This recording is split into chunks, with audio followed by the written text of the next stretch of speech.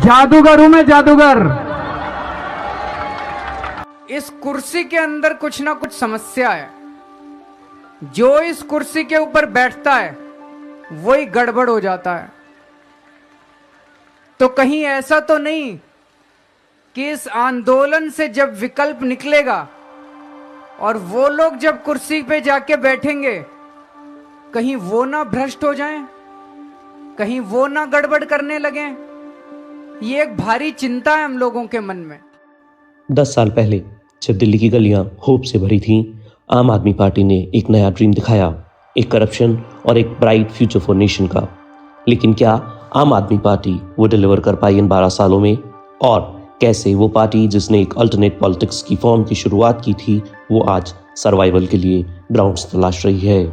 आज के brief box के इस एपिसोड में हम डिस्कस करेंगे उन हाफ ट्रूथ्स और कंट्रोवर्सीज को जो आम आदमी पार्टी के राइज एंड फॉल के लिए रिस्पॉन्सिबल हैं।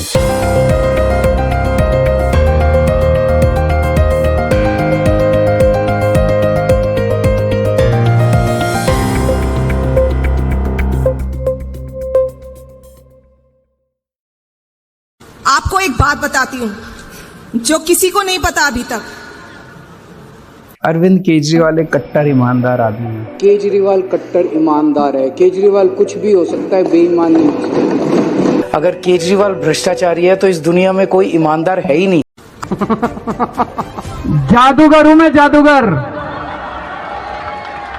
तकरीबन 10 साल पहले एक मफलर पहना, खांसता हुआ, पतला दुबला सा आदमी जब दिल्ली में आकर लोगों को ये भरोसा दिलाता है कि इस बार सरकार भ्रष्टाचार के खिलाफ लड़ेगी और उन्हें उनका हक मिलेगा, तो लोग इस यकीन को वोट देते हैं और लगातार वोट देते जाते हैं और 10 साल तक दिल्ली में आम आदमी पार्टी सरकार चलाने में सफल रहती है। जब मैं जेल से निकल के आया था तो मुझे कोई इस्तीफा देने की जरूरत नहीं थी। मैं कंटिन्यू कर सकता था as a CM. Supreme court से बेल मिल गई थी। लेकिन अरविंद केजरीवाल जी ने इस देश की राजनीति में एक ईमानदारी और नैतिकता की मिसाल कायम करते हुए मुख्यमंत्री की कुर्सी से इस्तीफा दे दिया। आज से 1 साल पहले 2024 में जब अरविंद केजरीवाल जेल से बाहर आए तो उनका इमोशनल अपील था, अगर आप लोगों ने मुझे वोट नहीं दिया तो मैं वापस जेल चला जाऊंगा। लेकिन दिल्ली वालों ने इस बार उनकी इस इमोशनल अपील को ठुकरा दिया और आज आम आदमी पार्टी के कई सारे लीडर्स करप्शन के एलिगेशंस और लीगल केस से घिरे हुए हैं। और ये हम सब लोगों के दिमाग में एक सवाल पैदा करते हैं, क्या वाकई में एक ऐसी पार्टी जो करप्शन फ्री पार्टी के नाम से चली थी, आज वह करप्शन का एक मेन गढ़ बन गई है? क्या उनके डाउनफॉल का ये पहला सिग्नल था जिसको आम आदमी पार्टी ने नहीं समझा? आम आदमी पार्टी ने दिल्ली वालों को क्या क्या वादे किए थे? फ्री बिजली, फ्री पानी, मोहल्ला क्लिनिक्स, बेटर स्कूल और सबसे बड़ा करप्शन फ्री गवर्नेंस। पर क्या ये वादे सिर्फ इलेक्शन के फ्लैशी स्लोगन रहे या उन्होंने वाकई में इन प्रोमिसेस को पूरा करा? असली डेवलपमेंट वर्क दिल्ली में हमने कहाँ कहाँ देखा? आज हम उन वादों की हकीकत का कंपैरिजन करने का कोशिश करेंगे। 2015 में आम आदमी पार्टी ने लॉन्च किया 200 यूनिट फ्री बिजली और 20,000 लीटर फ्री पानी की स्कीम। फ्री बीज ने उस समय सबको अट्रैक्ट किया, लेकिन क्या ये मॉडल सस्टेनेबल था?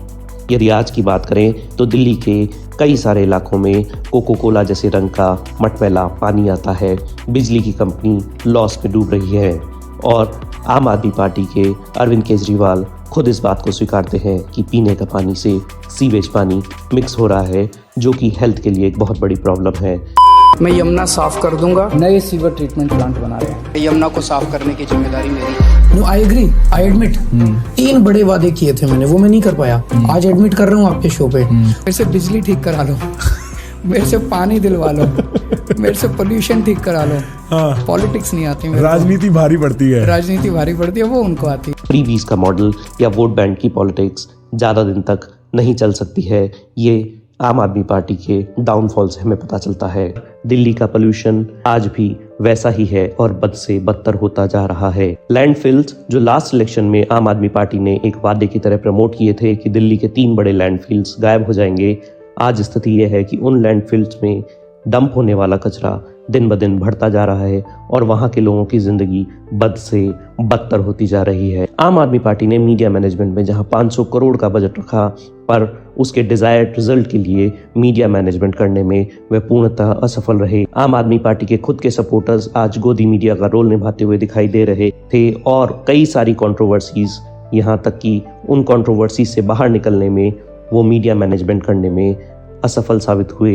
लिकर स्कैम से लेकर उनके घर शीश महल तक की कंट्रोवर्सी तक और रिसेंट स्वाति मालीवाल की कंट्रोवर्सी में ये उभर कर साफ आया कि आम आदमी पार्टी किस तरह से मीडिया को मैनेज करने में असफल साबित हो रही है और बीजेपी ने वहीं उसी चीज का फायदा उठाकर उसी मीडिया का यूज करके आम आदमी पार्टी की इमेज बिल्डिंग को टार्निश करने का काम किया। ये एलिगेशन उनकी क्रेडिबिलिटी पर एक बहुत गहरा असर डालते हैं, क्योंकि आम आदमी पार्टी वो पार्टी थी जो इस वादे पर आई थी कि उसके सारे मंत्री और नेता आम आदमी की तरह रहेंगे, और सच्चाई के उलट बीजेपी इस बात को साबित करने में सफल रही कि आम आदमी पार्टी में वीवीआईपी और वीआईपी कल्चर इस तरह से भरा हुआ है कि वहां के सुप्रीम नेता अरविंद केजरीवाल के लिए करोड़ों का शीश महल उनके घर के लिए बनाया गया है। ये वही अरविंद केजरीवाल हैं जो किसी समय कहते थे कि मैं अपने लिए कोई भी तरह की सुविधा नहीं लूंगा। आपने वादा किया था दिल्ली को स्टेटहुड मिलेगी, लोकपाल बिल पास होगा और हर एरिया में पाइप्ड वाटर कनेक्शन होगा, लेकिन आज तक ये इशू अधूरे के अधूरे रह गए हैं। ये डाउनफॉल आम आदमी पार्टी का एक रिफ्लेक्शन है कि किस तरह से कंट्रोवर्सीज को यदि समय पर मैनेज ना किया जाए तो वह आपके हाशिए का एक कारण बन जाती हैं। अगर आपको आज का यह हमारा वीडियो इंसाइटफुल लगा तो लाइक, शेयर और सब्सक्राइब करना ना भूलें। जादूगर हूं मैं, जादूगर। और सबसे बड़ा कारण कि अरविंद केजरीवाल अपना सेल्फ इंट्रोस्पेक्शन करने में असफल साबित हुए। उन्होंने हमेशा ही आम आदमी पार्टी के मूल सदस्यों को धीरे धीरे अपने से दूर करते गए तथा अपने चाटुकारों की जो उनकी तारीफ करते रहे उनको हमेशा अपने नजदीक रखा, जिससे वे धीरे धीरे अपने डाउनफॉल की तरफ चले गए।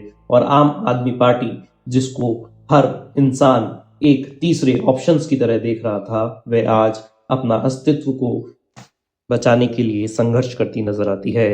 आम आदमी पार्टी निर्भया जैसे कांड को लेकर कई सारे वादे करती थी। उसी आम आदमी पार्टी की एक महिला को मुख्यमंत्री आवास पर ह्यूमिलेट किया जाता है और उस सभी समय आम आदमी पार्टी चुप रहती है। कथनी और करनी के अंतर आम आदमी पार्टी के मैनिफेस्टो से उनकी कार्यशैली को कंपेयर करने पर आप आराम से देख सकते हैं। 80% जो प्रॉमिस उन्होंने अपने मैनिफेस्टो में किए थे वे आज भी वह अचीव नहीं कर। मैंने कहा मैं बनिए का बेटा हूँ, जादूगर हूँ, चिंता ना करो। हम पढ़े लिखे लोग हैं, IIT के लोग हैं। पूरे देश में उनको मैं सबसे भ्रष्ट मिला। प्रधानमंत्री जी को मेरे ऊपर उन्होंने सीबीआई की रेड करा दी। सीबीआई की रेड में उनको 3 मफलर मिले हैं बस। मोदी जी ने मेरे ऊपर सीबीआई की रेड कराई थी, उस रेड में 4 मफलर मिले थे। मेरे घर आए, सारे आए, पुलिस, इतनी पुलिस आई, बेडरूम तक पहुंच गए, बेडरूम भी सारा छान मारा। उनको 10 मफलर मिले अनअकाउंटेड जी। मेरे घर पे रेड हुई थी, पुलिस मेरे बेडरूम में गई थी जी। मेरे ऊपर, मेरे दफ्तर पे सीबीआई की रेड हुई थी जी। क्या मिला उनको? 11 मफलर मिले जिनका हिसाब किताब नहीं था। एक और महत्वपूर्ण कारण यह भी है, जिस चीज के लिए आम आदमी की प्रशंसा की जा रही थी वह थे मोहल्ला क्लिनिक और उनका एजुकेशन सिस्टम। पर इस बार यह भी देखा गया कि स्कूलों में ड्रॉप आउट के नंबर बढ़ गए ताकि 10th और 12th का रिजल्ट अच्छा दिखाया जा सके। मोहल्ला क्लिनिक केवल एक फेस स्टूडियो बनकर रह गए। That I had is, और ये मैंने पिछले 4 दिन में ना सब लोगों से बात किया तो उन्होंने मुझे यही चीज बताया कि पानी आ रहा है हमारे पास, लेकिन कभी कभी ऐसा हो जाता है कि उनके टैप से नाले का पानी आ जा रहा है, गंदा पानी आ रहा है, गंदा पानी आ रहा है। कम आता है, पूरे दिन में घंटा आता है, 2 घंटा आता है। फिर ये टंकी भर लेते हैं, घर में खूब सारी बाल्टियां भर लेते हैं, फिर जब अगले दिन आता है तो दिल्ली के विधानसभा चुनाव का नतीजा आज हम सबके सामने है। 27 साल बाद बीजेपी ने दिल्ली में वापसी की है और आम आदमी पार्टी जो कभी 67 सीटें जीतती थी वो 22 सीटों पर सिमट गई है। क्या ये केवल एक एंटी इनकम्बेंसी का उदाहरण है या फिर इसके पीछे और भी कई सारे गहरे कारण थे? कभी अरविंद केजरीवाल जो खुद को ईमानदारी की एक मिसाल बताते थे, लेकिन धीरे धीरे ईमानदारी का ये जुमला और उनकी साफ सुथरी छवि पर दाग लगने लगे। गृह मंत्री अमित शाह ने आम आदमी पार्टी को अवैध आमदनी वाली पार्टी कहा तो लोगों ने इसे गंभीरता से लेना शुरू किया। दिल्ली में शराब नीति घोटाला, काले धन के आरोप, मुख्यमंत्री आवास में महंगे रेनोवेशन जैसे मामलों ने आपकी ईमानदार राजनीतिक छवि को बहुत जोरदार झटका दिया। मैं जेल जाऊंगा कि नहीं जाऊंगा ये आपके हाथ में है, और अगर आपने कमल का बटन दबाया तो मुझे दोबारा जेल जाना पड़ेगा। तो जो लोग मुझे जेल भेजना चाहते हैं, कमल दबा देना। दिल्ली में प्रदूषण, पानी की किल्लत, खराब इंफ्रास्ट्रक्चर जैसी समस्याएं हर बार बनी रहती थीं और हर बार आप इसका कारण पर डाल देती थी। तो कभी कहती थी पंजाब और हरियाणा सरकार इसके लिए जिम्मेदार है। चुनाव के दौरान जब मीडिया ने मतदाताओं से बात की तो अधिकतर लोगों का कहना था आपके पास हर समस्या का एक ही जवाब होता था, बीजेपी हमें काम नहीं करने दे रही है। तो इस बार लोगों ने सोचा कि क्यों ना बीजेपी को ही मौका दे दिया जाए। भारतीय जनता पार्टी की हरियाणा की सरकार ने दिल्ली में यमुना से आने वाले पानी में जहर मिला के भेज दिया है। ये तो हमारे भलाव हमारे दिल्ली जल बोर्ड के इंजीनियर्स का कि उन्होंने पकड़ लिया। 15-15 करोड़ रुपए लेकर पार्टी छोड़ने का, पार्टी तोड़ने का, भारतीय जनता पार्टी में शामिल होने का ऑफर अब तक आ चुका है।